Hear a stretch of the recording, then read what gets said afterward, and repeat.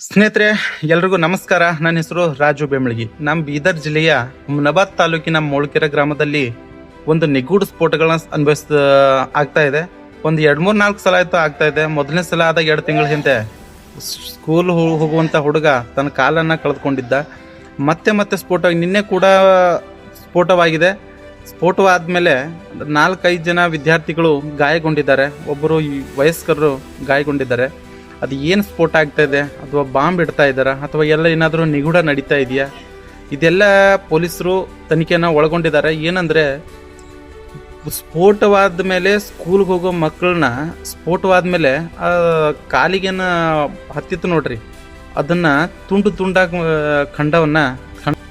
ತುಂಡಾಗಿ ಬಿದ್ದಿತ್ರಿ. ಅಷ್ಟು ನೋಡಿದಾಗ ಮನಸ್ಸಿಗೆ ಯಾರಿಗೂ ಚೂರು ಅಂತದ್ರಿ. ಎಲ್ರಿಗೂ ಮಕ್ಕಳು ಅಂದಮೇಲೆ ಎಲ್ರಿಗೂ ಮಕ್ಕಳೇ.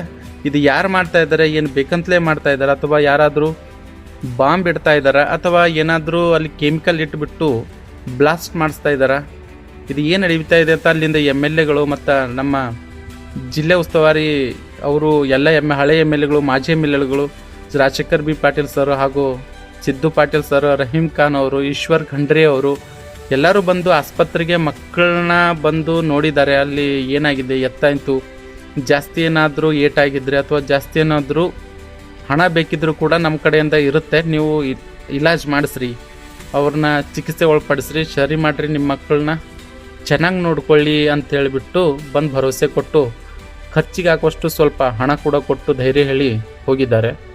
ಯಾವುದೇ ಒಂದು ಗ್ರಾಮದಲ್ಲಿ ಏನಾದರೂ ಅಂತ ವಿಚಿತ್ರ ಘಟನೆಗಳು ನಡೆದಾಗ ಆ ಗ್ರಾಮ ಯಾವ ಪಂಚಾಯತಿಗೆ ಬರುತ್ತೆ ಅಲ್ಲಿಂದ ಬಂದುಬಿಟ್ಟು ಅಲ್ಲಿಂದ PDO ಅಧ್ಯಕ್ಷರು ಹೋಗಿಬಿಟ್ಟು ಅಲ್ಲಿ ಪರಿಶೀಲನೆ ನಡೆಸಿ ಯಾವುದರಿಂದ ಆಗ್ತಾ ಇದೆ, ಯಾವುದರಿಂದ ಯಾರು ಮಾಡ್ತಾ ಇದ್ದಾರೆ, ಇದೆಲ್ಲ ತನಿಖೆ ಮಾಡಿಸ್ಬೇಕು. ಆದರೆ 2 ತಿಂಗಳು 3 ತಿಂಗಳ ಹಿಂದಷ್ಟೇ ಕಾಲು ಕಳೆದಂತೆ ಬಾಲಕಂದು ಕಾಲು ಕಳೆದೋಗಿದೆ.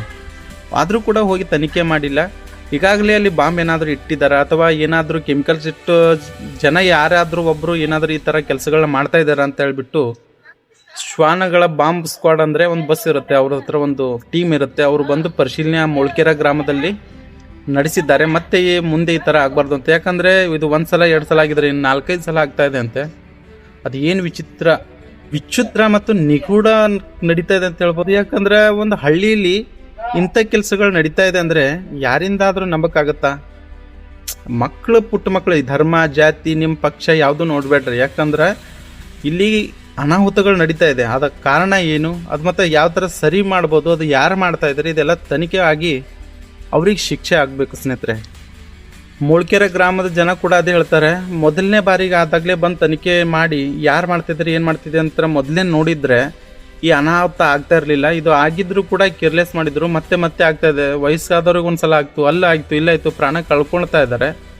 ಇದು ಏನಾಗ್ತಾ ಇದೆ, ಏನೋ ಒಂದು ದೊಡ್ಡ ಒಂದು ಕಂಪನಿ, ಒಂದು ಸಿನಿಮಾ ಹಾಲ್ ಆಗ್ಬೋದು, ಅಥವಾ ದೊಡ್ಡ ಒಂದು ಗ್ರೌಂಡ್ ಆಗಿರ್ಬೋದು, ಅಲ್ಲಿ ಆಗ್ತಾ ಇದೆ ಅಂದರೆ ಓಕೆ. ಇದೊಂದು ಹಳ್ಳೀಲಿ ಯಾರು ಮಾಡ್ತಾ ಇದ್ದಾರೆ, ಅಥವಾ ಯಾರಾದರೂ ಕೆಮಿಕಲ್ ತೊಗೊಂಡು ಬಂದು ಬೇಕಂತಲೇ ಮಾಡ್ತಾ ಇದ್ದಾರಾ? ಈ ಧರ್ಮದವ್ರಿಗೆ ಮಾಡಬೇಕು, ಇಂಥವ್ರನ್ನೇ ಮಾಡಬೇಕು, ಅಥವಾ ಇವ್ರನ್ನೇ ಹಿಂಗೆ ಇದು ಮಾಡಬೇಕು ಅಂತ ಅಲ್ಲ. ಚಿಕ್ಕ ಮಕ್ಕಳು ಏನು ಮಾಡಿದ್ದಾರೆ ಅಂತ ಈಗಾಗಲೇ ಬ್ರಿಮ್ಸ್ ಹಾಸ್ಪಿಟಲ್ ಬೀದರ್ನಲ್ಲಿ ಹೋಗಿಬಿಟ್ಟು MLAಗಳು ಎಲ್ಲ ಮಕ್ಕಳ ಆರೋಗ್ಯ ಕೂಡ ನೋಡಿದ್ದಾರೆ, ಚೆಕ್ ಮಾಡಿದ್ದಾರೆ, ಏನು ಇಶ್ಯೂ ಆಗಿದೆ ಏನಿಲ್ಲ ಅಂತ.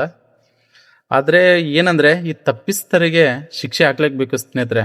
ನಾವಾಗಲಿ ನೀವಾಗಲಿ ಎಲ್ಲರೂ ಬಯಸೋದು ಒಂದೇ, ಅವ್ರು ಯಾರೇ ಇರಲಿ ಶಿಕ್ಷೆ ಆಗೋವರೆಗೂ ಹೋರಾಟ ನಡೀಲಿ. ಆಲ್ರೆಡಿ ಬಾಂಬ್ ಸ್ಪಾಟು ಅಂದರೆ ಎಲ್ಲ ನೆಲದಲ್ಲಿ ಏನೋ ಇಟ್ಟಿರ್ತಾರಂತ ಶ್ವಾನಗಳೆಲ್ಲ ತೊಗೊಂಡು ಬಂದು ಪೊಲೀಸರು ತನಿಖೆ ಮಾಡ್ತಾ ಇದ್ದಾರೆ. ಏನಾದರೂ ಕೆಮಿಕಲ್ ಯಾವುದು ಬಳಸಿದ್ದಾರೆ ಇದೆಲ್ಲ ಚೆಕ್ ಮಾಡ್ತಾರೆ. ಅಲ್ಲಿ CC ಕ್ಯಾಮ್ರಾ ಇಲ್ಲದೆ ಇರ್ಬೋದು, ಆದರೆ ತನಿಖೆ ಮಾಡುವಂಥ ದೊಡ್ಡ ಮಟ್ಟದ ಟೀಮು ನಮ್ಮ ಪೊಲೀಸ್ ಅವ್ರ ಹತ್ರ ಇರುತ್ತೆ. ಬೇಗ ಅವ್ರಿಗೆ ಶಿಕ್ಷೆ ಆಗಲಿ. ಧನ್ಯವಾದ.